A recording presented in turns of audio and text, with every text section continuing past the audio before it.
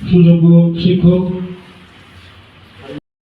অনুরোধ করছি আমাদের বৈশাখী টেলিভিশন যখন কাজ শুরু করেছিল তখন একভাবে ছিল, এরপরে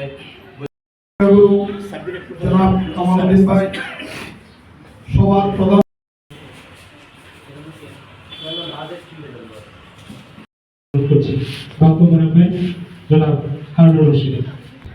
যে দীর্ঘ পদযাত্রা, এই পদযাত্রায় বৈশাখীর সুপ্রিয় দর্শক সহ আপনারা যারা বৈশাখী টিভি পার্বত্য চট্টগ্রামের জনগণের আশা-আকাঙ্ক্ষা তুলে ধরে এবং বিভিন্ন সমস্যা কৃষ্টি সৃষ্টি তুলে ধরে জনগণের অন্তরে স্থান করে নিয়েছে।